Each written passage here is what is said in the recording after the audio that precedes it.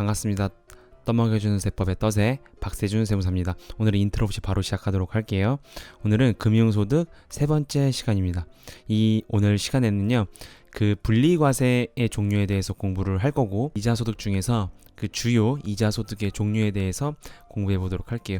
배당소득까지 하려고 했는데 그럼 또 강의 시간이 되게 길어질 것 같아서 배당소득의 종류는 다음 시간에 올려드리도록 하겠습니다. 자, 간단하게 오늘 복습하고 넘어갈게요. 자, 금융과세는 이렇게 세 가지로 과세가 된다. 비과세는 빼는 거예요. 비과세는 없습니다. 그래서 조건이라는 것이 이자랑 배당소득 합쳐서 금융소득이고, 그것이 2천만 초과 되는 것이 조건을 충족하는 것이다.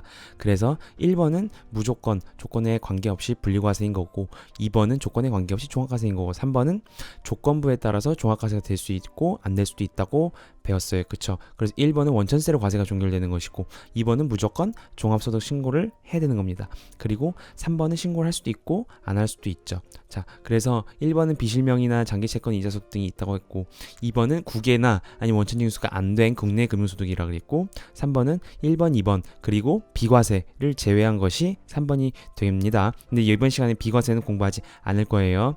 자, 그래서 오늘은 이 1번 무조건 분리과세에 대해서 공부하도록 하겠습니다. 자, 분리과세는 개요 시간에 이렇게 배웠죠. 종합과세의 예외다. 원래는 다 사실은 종합과세를 해야 되는데 예외사항으로 원천세로 과세가 종결되는 것이다 라고 저희가 배웠잖아요. 그래서 각각의 소득에 따라서 그 분리과세되는 항목들이 있습니다. 각각이 다 있어요. 그래서 그건 그때마다 공부한다고 했습니다. 지금은 금융소득의 그 종합과세의 예외사항으로 분리과세를 공부를 하는 거예요. 자, 분리과세는 이렇게 되어 있습니다.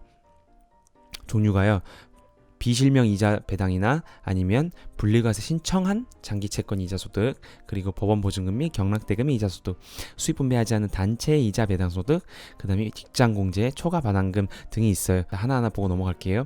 비실명 이자 배당이에요. 말 그대로 실명이 없는 겁니다. 실명이 없는 사람에게 채권을 팔고 그 채권에 관해서 이자를 주는 것이죠.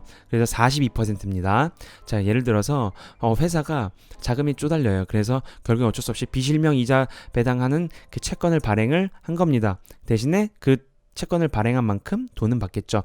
그래서 비실명이기 때문에 그 사람이 누군지 몰라요. 그렇기 때문에 최고 소득세율로 합니다. 소득세는 42%까지 지금 2018년도에 개정이 됐잖아요.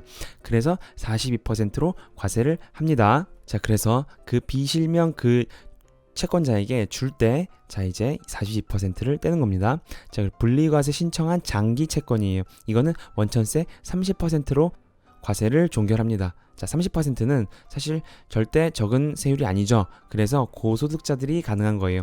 누진세율 7단계 중에서 8,800만 원부터 35%가 이제 넘잖아요. 그렇기 때문에 이미 이 장기채권 이자소득 말고도 8,800만 원이 넘어요. 그렇죠? 소득 금액이. 그럼 이미 35%이기 때문에 분리과세 신청을 하면 최소한 5%만큼은 절세를 할 수 있겠죠. 그래서 그 고소득자들에게 장기 채권을 유도하기 위해서 만들어진 거예요. 대신 분리과세 신청을 해야 됩니다. 안 했을 시에는 그냥 원천세 14%로 합니다. 자, 그래서 구분이 있어요.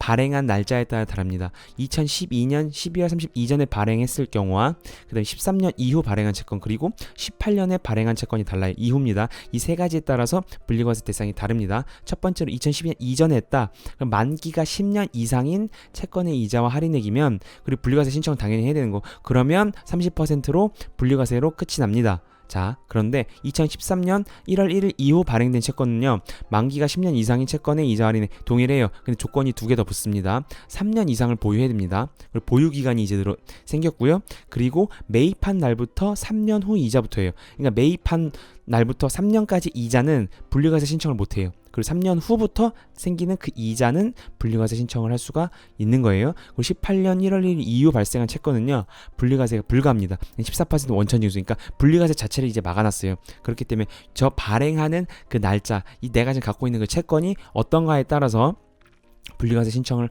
할 수도 있고 이제 못할 수도 있는 겁니다. 자, 그리고 법원 보증금 및 경락대금 이자소득은 이제 잘 찾아가지 않죠. 그렇기 때문에 찾아간다면 14%로 원천징수하고 끝이 납니다. 그리고 수익을 분배하지 않는 단체의 이자 배당이다. 그럼 이것도 14%예요. 예를 들어서 아파트 관리사무소에서 관리금을 받거나 아니면 선수금 같은 걸 받죠. 그것을 은행에 예금을 합니다. 그러면 그 은행에서 14%를 떼고 주는 거예요. 그리고 분리과세로 종결이 되는 겁니다. 자, 직장 공제 초과 반환금 많죠. 이제 기본 세율로 합니다. 이건 기본 세율인데 조금 이제 산식이 있어요. 그냥 바로 떼는 것이 아니고 뒤에서 볼게요.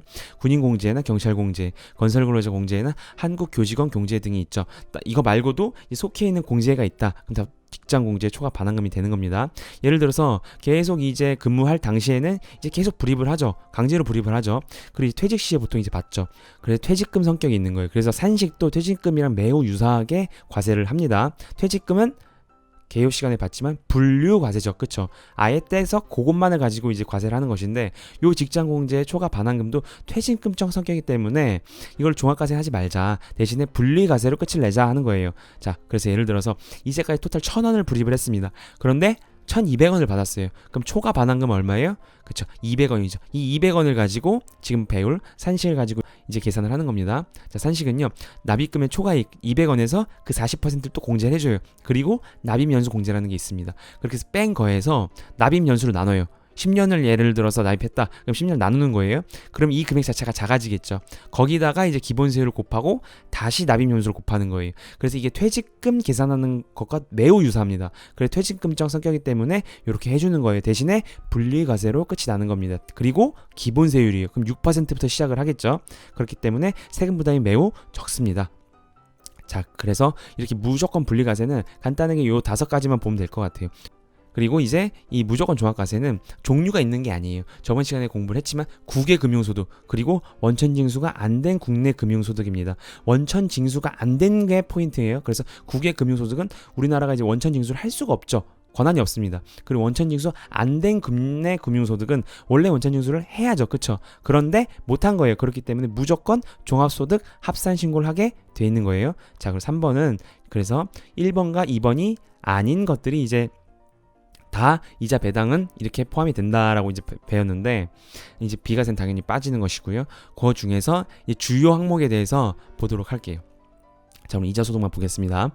첫 번째로 채권 증권의 이자 할인액이에요. 이건요, 중급 회계랑 이제 겹치는 부분이 많습니다. 그래서 회계랑 겹치는 거기 때문에 제가 지금 설명해 드리는 게 조금 어려울 수도 있어요. 근데 현재 가치도 이제 되고 이제 만기도 되고 이제 액면 이자율이랑 시장 이자율도 나오기 때문에 사실 중급 회계 공부하신 분들도 헷갈려요. 왜냐면 저도 이제 다 공부를 할 때 이게 무슨 말인지 항상 헷갈렸거든요. 그러니까 산식을 외우지 말고 제가 지금 예를 들어 설명을 드리는 거를 잘 이해해 보셨으면 좋겠어요. 자, 보도록 할게요. 만기가 3년이고 채권 액면가가 10,000원이에요. 채권 발행가가 8,800원이고 그리고 액면 이자율이 10%입니다. 요게 지금 다 이해가 되셔야 되는데, 먼저 액면가는 채권이 원래 10,000원짜리라는 거, 만기에 10,000원을 받을 수 있다는 거예요. 근데 채권을 처음에 발행할 때는 8,800원에 발행을 한 겁니다. 그리고 액면 이자율은 10%, 즉 그 써져 있는 이자가 매년 10%씩 준다는 거예요. 액면가 10,000원에 10%, 즉 1,000원씩 준다는 거예요. 이자 소득을. 자, 그런데 세법에서는 채권 증권의 이자 할인액의 그 보유기간의 이자 상대액은 이 산식으로 되어 있습니다. 채권의 액면가에 곱하기 이자율 곱하기 보유기간 일수로 되어 있어요. 그리고 이자율은 액면 이자율 더하기 할인율 빼기 할증률 이렇게 되어 있어요. 이걸 그냥 외운다고 풀 수가 없습니다. 그래서 이제 예를 들어서 공부를 해야 되는 거예요. 자, 근데 지금 액면가가 10,000원이고 발행가가 8,800원이죠. 이 차이가 뭐냐면요, 액면 이자율이랑 시장 이자율이 다르기 때문이에요. 액면 이자율은 이제 매년 10%씩 준다는 건데, 시장 이자율은 지금 시장이 형성되어 있는 이자율이죠.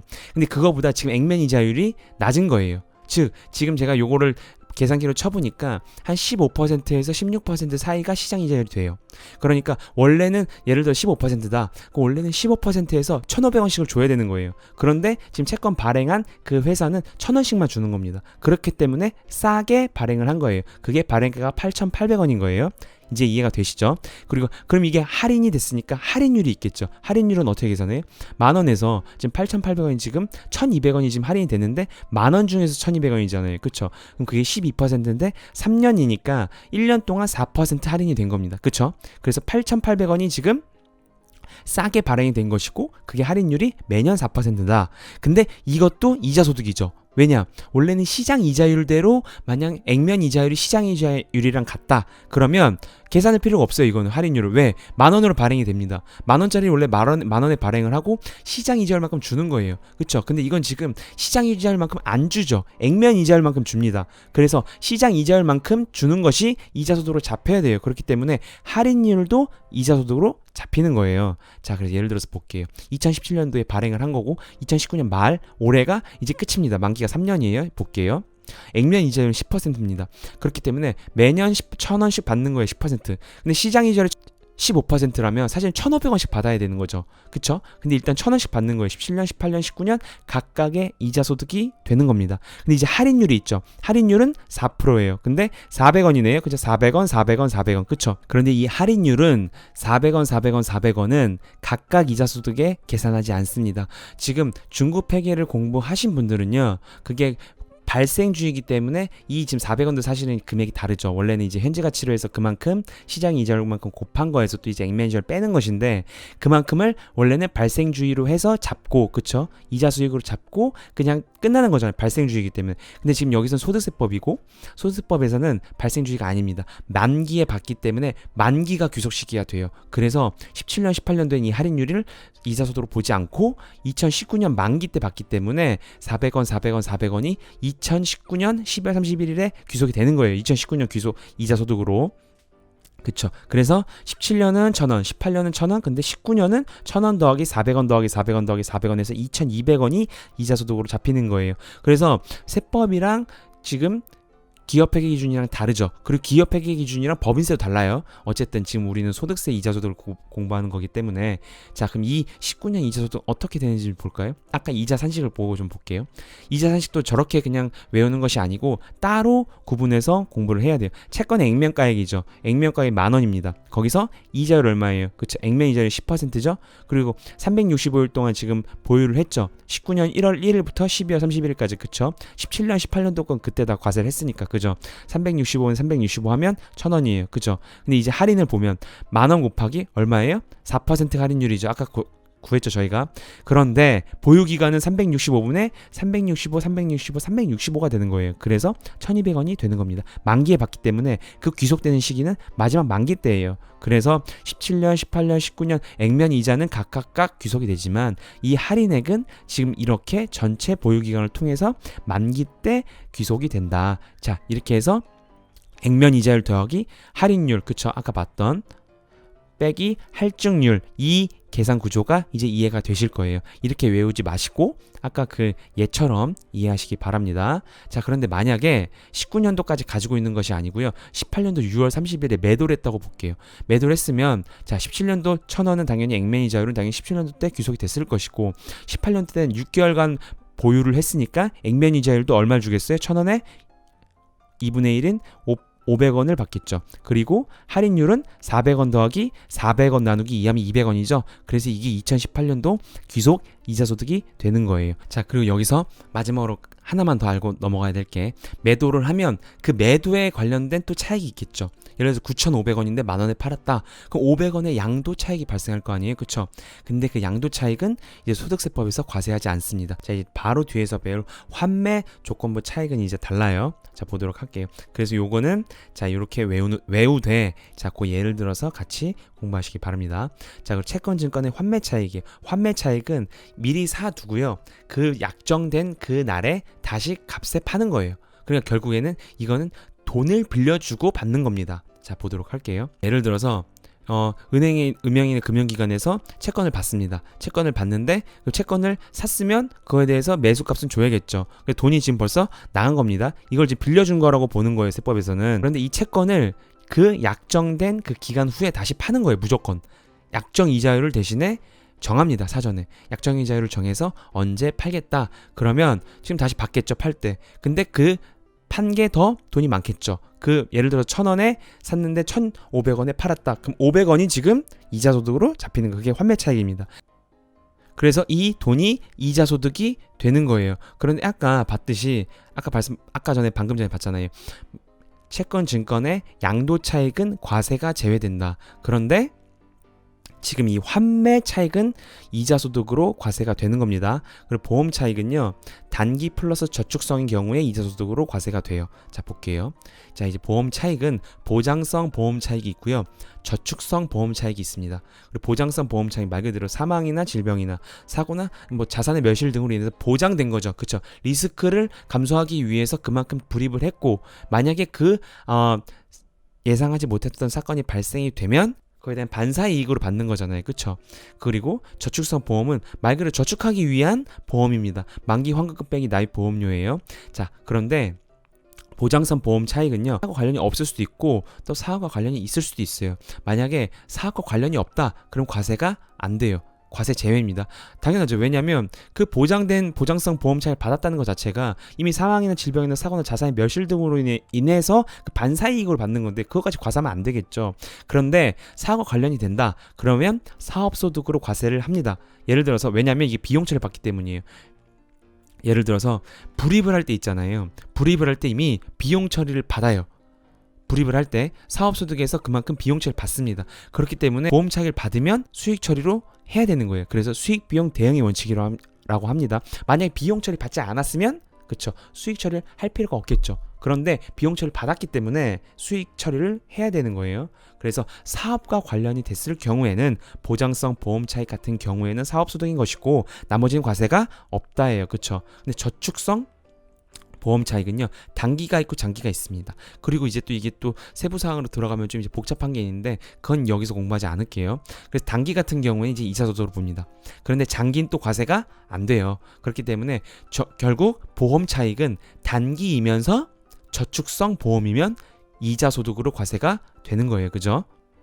그래서 보장성 보험 차익은 사업과 관련이 없으면 아예 과세가 안 되고, 보장성 보험 차익인데 만약 사업과 관련이 있다, 그럼 사업소득이고, 저축성 보험 차익 같은 경우엔 단기만 이자 소득으로 과세가 된다. 이렇게 정리하시면 되겠습니다. 그리고 비영업 대금 이익은요, 말 그대로 비영업이에요. 비영업적으로 대금 좀 빌려주고 받는 것이죠. 그렇기 때문에 영업적이다, 그럼 이것은 사업소득입니다. 그쵸? 돈을 빌려주는 것 자체를 사업을 하는 대부, 그런 건 당연히 사업소득이지만 비영업 대금, 그러니까 개인과 개인 간에 보통 이제 빌려주고 받고 하는 그런 것들은 다 비영업 대금 이익인 것이죠. 그런 것들은 사업소득이 아니고 이제 이자소득으로 들어가는 거예요.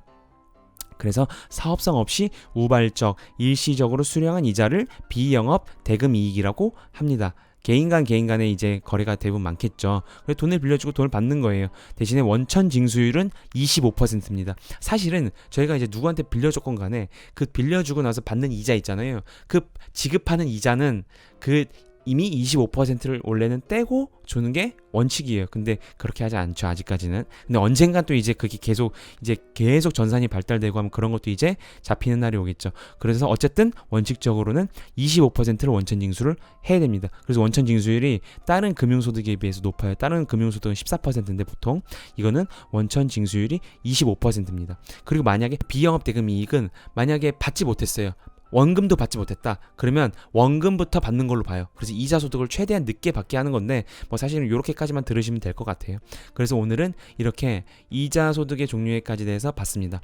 다음 시간에는 배당 소득인데, 배당 소득은 이제 또 재무제표를 좀 보면서 또 다른 것들도 이제 법인세랑 또 연결되는 것도 좀 봐야 되기 때문에 너무 길어질 것 같아서 다음 시간에 공부하도록 하겠습니다. 오늘은 여기까지 하도록 하겠습니다. 감사합니다. 떠먹여준 세법의 떠세 박세준 세무사였습니다.